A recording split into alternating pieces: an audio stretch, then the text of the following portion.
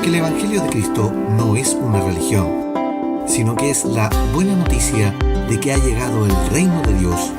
Aquí comienza tu programa Caminando por el Reino con Rodo Nava.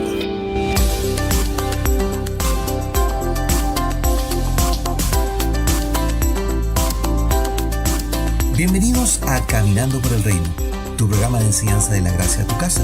Anteriormente en Caminando por el Reino, la semana pasada estuvimos conversando acerca de la reconciliación, el ministerio olvidado por la iglesia. Y a modo de resumen aprendimos lo siguiente. 1. Cuando Pablo escribió la segunda carta a los hermanos de Corinto, lo hizo con el ánimo de promover un ministerio que es base del Evangelio del Reino, el ministerio de la reconciliación, pues Dios estaba en Cristo reconciliando al mundo con Él. Entonces, ese ministerio iniciado por Cristo fue heredado a la iglesia y hoy es una responsabilidad delante de Dios. Segundo, el pecado que introdujo a Adán fue el motivo de división entre Dios y el hombre. Desde allí que la naturaleza humana se contaminó por el pecado y por el fruto ingerido. Por ello que Cristo vino a reconciliar esa enemistad producida por el pecado y a su vez vino a colocar la naturaleza de Dios en nosotros. Así con esto, entregar al hombre una vida nueva en Cristo, tal como lo describe Pablo en la carta a los Romanos en el capítulo 6, que ya no estamos presos del pecado, sino que somos libres en Cristo. Tercero, la vocación que nos habla Pablo en Efesios capítulo 4 es la profesión a la que hemos sido llamados. Por ende, es una actividad diaria, no una actividad realizada en la reunión dominguera. La vocación es para que actuemos como cuerpo, hagamos la obra que Dios nos ha dado, que es la de reconciliación, y como un solo cuerpo, una sola unidad, unidos en el amor de Dios, soportándonos nuestras diferencias y amándonos, pues ese fue el mandamiento del Rey, en Juan capítulo 13, versículos 34 y 35, y que va a ser el sello distintivo y la prueba de que somos discípulos, tal como lo reafirma Juan en 1 de Juan capítulo 4, versículo 20. Y cuarto y último, para la obra de la reconciliación, Dios llamó a embajadores. Pablo usa la palabra griega presbeu, que significa anciano, y que en la antigua Grecia eran los hombres de mayor edad y sabios quienes eran llamados para ocupar el cargo de embajador, y con esto representar al gobernante ante otra nación. Somos los embajadores del Rey de Reyes, los que debemos representar al Rey y portar el mensaje de la reconciliación. Llevar esta hermosa tarea para reconciliar a los pecadores, no condenándolos, sino que llevándolos al amor de Dios. Esa es nuestra misión. La reconciliación es una hermosa labor que como iglesia debemos efectuar. Es nuestra responsabilidad hacerlo y para ello necesitamos de hombres y mujeres, no solo con las cualidades de embajadores, sino también hoy es necesario de un liderazgo apegado a los tiempos de reforma que hemos aprendido y también apegado al discipulado o la disciplina en Cristo Jesús. Pues quien desea liderar la causa de Cristo debe sufrir una transformación en su vida, partiendo desde su mentalidad. Por esto que toda la segunda temporada de Caminando por el Reino ha estado centrada en cambiar la mentalidad religiosa que hemos heredado por una mentalidad de causa y en el reino de Cristo Jesús. Hemos ido descubriendo, al escudriñar las Escrituras, el diseño divino y su arquitectura para edificar nuestras vidas con los planos correctos establecidos por Dios y para conformar el cuerpo de Cristo, pues esa es nuestra primera labor. Es por ello que el liderazgo es una pieza importantísima en la dirección correcta. Leamos el pasaje base de la enseñanza para esta semana. Vamos a la primera carta de Pablo a los hermanos en Corintios en el capítulo 12. Leamos desde el verso 27 y dice: Vosotros pues sois el cuerpo de Cristo y miembros cada uno en particular, y a unos puso Dios en la iglesia primeramente apóstoles, luego puso profetas, lo tercero maestros, luego los que hacen milagros, después los que sanan, los que ayudan, los que administran y los que tienen el don de lenguas. 1 Corintios capítulo 12, versículos 27 y 28 en la versión Reina Valera. Pablo escribió la carta a los Corintios durante su tercer viaje expedicionario con el Evangelio del Reino. La carta la escribe en el año 55 después de Cristo, aproximadamente, estando él en Éfeso, y lo hace teniendo las noticias que los corintios estaban divididos. Esto está en 1 Corintios, capítulo 1, versículo 11. Y además con muchas preguntas. Esto está en 1 Corintios, capítulo 7, versículo 1 y 25. Fue de esa manera que la noticia que le llegó por los hermanos de la casa de Cloé, esto está en 1 Corintios, capítulo 1, verso 11, que estaban sumidos en muchos conflictos por las doctrinas de la época, por el liderazgo y por el uso de los dones. Y a eso se le suma la conducta poco digna de los corintios al contaminar con costumbres griegas y paganas la vida en el Evangelio. Esto está en 1 Corintios capítulo 5, versículos 1 y 2. Por ello, Pablo envía a Timoteo a resolver estos conflictos, a resolver las dudas y a reforzar el entrenamiento de reino a los corintios. Esto está en 1 Corintios capítulo 4, versículo 17. Timoteo iba a ser el modelo a seguir para que la iglesia de Corintio volviese a tomar nuevamente el rumbo correcto, ya que Pablo debía continuar su viaje. Como estamos en un cambio de mentalidad, es importante decir, y como anécdota, que esta no fue realmente la primera carta escrita a los corintios. Pablo usó mucho la correspondencia con las iglesias. Hay una carta anterior a esta, y el propio Pablo nos la dice en 1 Corintios capítulo 5, versículo 9. Por lo que nos hemos quedado con la tradición que hubo 2 cartas, cuando en realidad al menos hubo 4, que se despacharon a la iglesia de Corintio. Ahora Dios, independiente de las intenciones de los hombres, ha permitido que tengamos el registro de al menos 2 cartas doctrinales muy importantes a la hora de construir el manual de la vida de reino, pues ambas cartas, y en conjunto con las restantes del Nuevo Testamento, son el fiel testimonio de cómo fue iniciada la iglesia de Jesucristo, su diseño, misión y propósito. Todo lo necesario para continuar la labor en los tiempos cronos que estamos viviendo. En el inicio del capítulo 12, en 1 Corintios, Pablo usa una expresión que repitió en las restantes cartas, la cual dice: no quiero, hermanos, que ignoren. No puede haber ignorancia en los hijos del reino. Este ministerio, caminando por el reino, procura sacar la ignorancia que hoy prepondera en muchos hermanos, pues el haber tenido por siglos una predicación influenciada por religiones, la ignorancia ha sido la reina en la vida de muchos creyentes, y por ello siguen tradiciones y ritos sin cuestionar el uso de los mismos, pues todo eso ha sido de imposición religiosa en el pasado. Por eso que estamos en el tiempo de la Reforma, un tiempo para extirpar la ignorancia, colocando el conocimiento divino a la luz de lo que está escrito y bajo la guía y revelación del Espíritu Santo. La ignorancia en los dones produjo división y pleitos en los corintios. Es por ello que destina Pablo un extenso relato en su carta y que está separado en 3 capítulos para hablar de los dones. Esto ya lo hemos conversado en el primer ciclo de la segunda temporada. Sin embargo, ahora profundizaremos en un don apetecido por muchos, que es el don de presidir o liderar. El don de liderar es un don fundamental para cualquier ministerio, entendiendo que un ministerio es un ámbito de servicio establecido por Dios y para el cual Él nos constituyó y nos capacitó aún antes de nacer.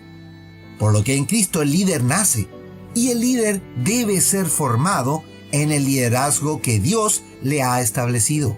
¿Qué quiere decir esto? Que por mucho que usted quiera ser un pastor, o líder de una congregación, o líder de algún movimiento, usted no lo va a lograr si eso no ha sido puesto por Dios primero. El líder en el reino es un líder de cambio, es un líder de reforma, es un líder que porta el evangelio como un estilo de vida y no como una religión. Miremos el liderazgo del último de los profetas del antiguo pacto, un hombre considerado como el heraldo del Señor, el anunciador de la llegada del reino, y me refiero a Juan el Bautista. Leamos lo que nos dice la Escritura, la palabra del Señor en Juan capítulo 1. Versículo 6 dice: hubo un hombre enviado de Dios, el cual se llamaba Juan. Este vino por testimonio, para que diese testimonio de la luz, a fin de que todos creyesen por él. No era él la luz, sino que diese testimonio de la luz.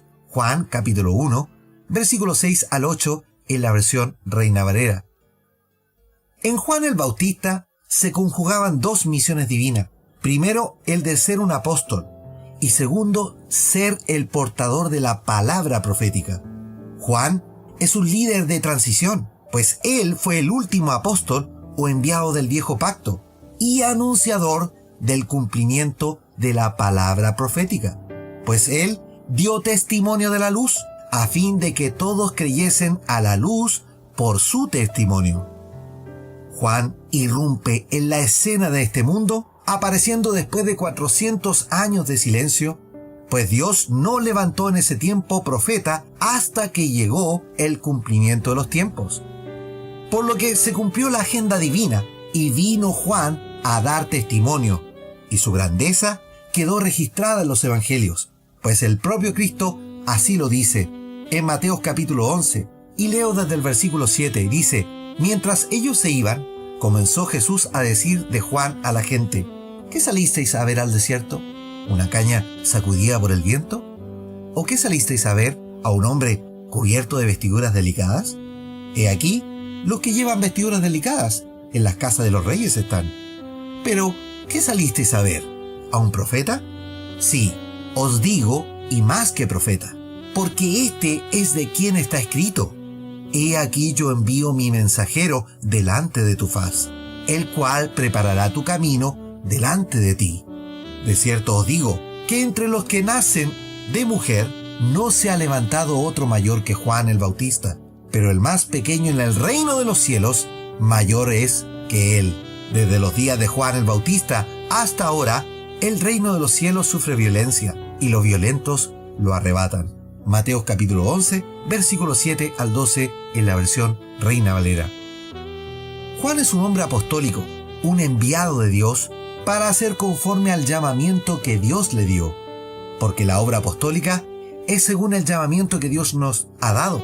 Muchos hablan hoy de la obra apostólica, aludiendo algunos a lo que se hizo en los tiempos de los apóstoles, pero la obra apostólica puede ser realizada por cualquiera que tenga un llamado y sea enviado de Dios en cualquier materia en el reino. Por lo que usted puede ser apostólico sin ser apóstol, así como hay apóstoles hoy que no son apostólicos. En Juan fue impreso la directriz divina. Él fue lleno y comisionado desde el vientre de su madre. Miremos que Cristo dice: este es Juan, el que dijo Dios mismo: yo envío mi mensajero. Así también lo dice Isaías en el capítulo 40, y dice: voz que clama en el desierto, preparad camino al Señor, enderezad calzada en la soledad a nuestro Dios. Todo valle sea alzado, y bájese todo monte y collado, y lo torcido se enderece, y lo áspero se allane, y se manifestará la gloria del Señor, y toda carne juntamente la verá, porque la boca del Señor ha hablado. Isaías capítulo 40, versículo 3 al 5 en la versión Reina Valera. Juan es un hombre de reforma, pues él es el cumplimiento y testimonio de las palabras de Isaías. Él es aquel que viene con el mensaje para enderezar lo torcido y reunir a todos para dar el cumplimiento de que el reino se ha acercado. Entonces, en Juan entendemos que la primera regla de todo ministerio, en su esencia y naturaleza, tiene que ser apostólico y además profético.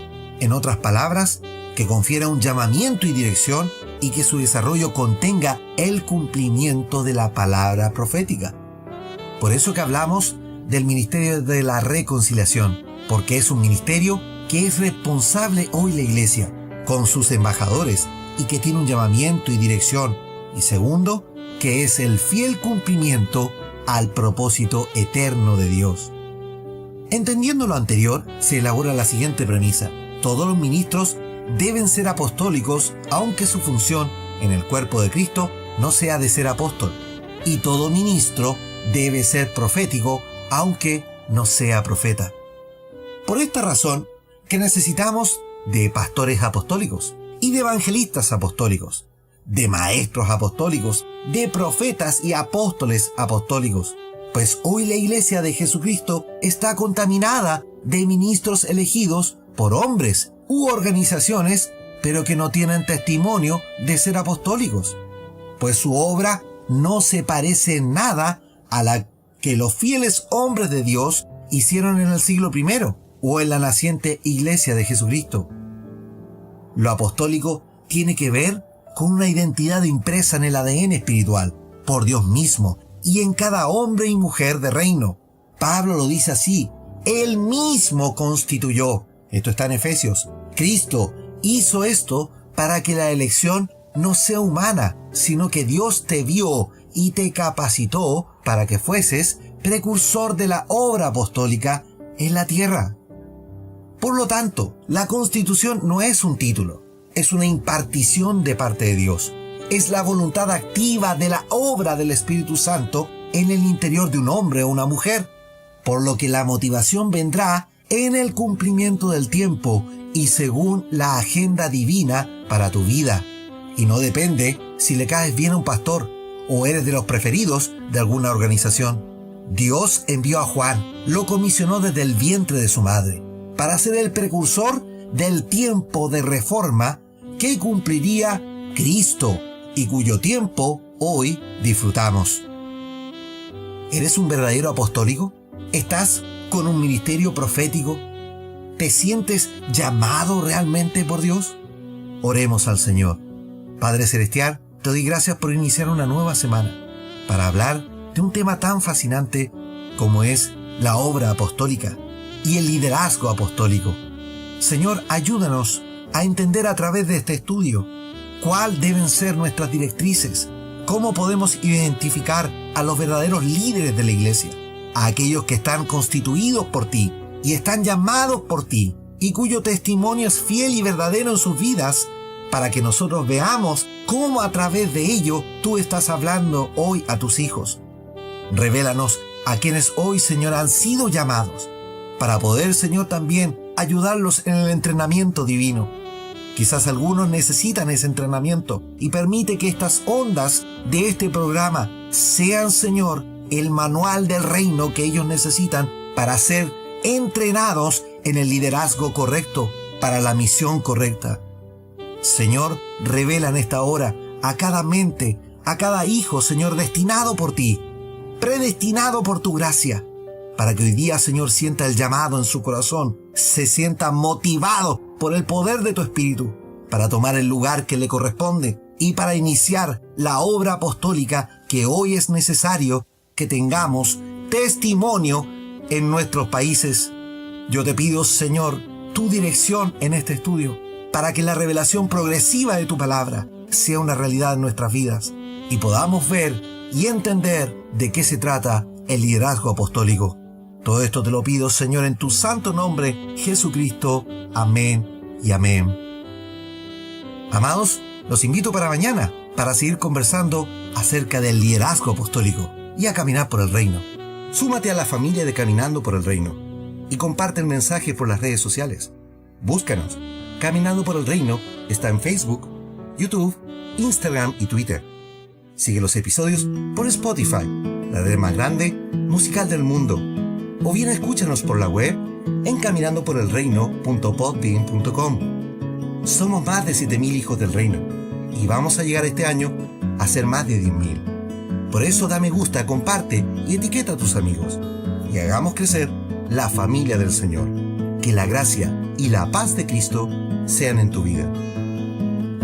Siempre quiero más. Siempre quiero más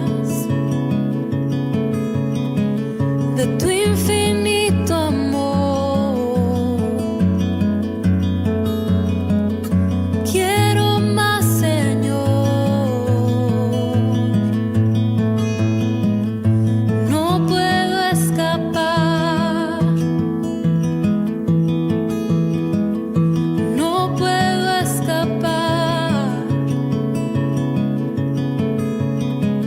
Pues te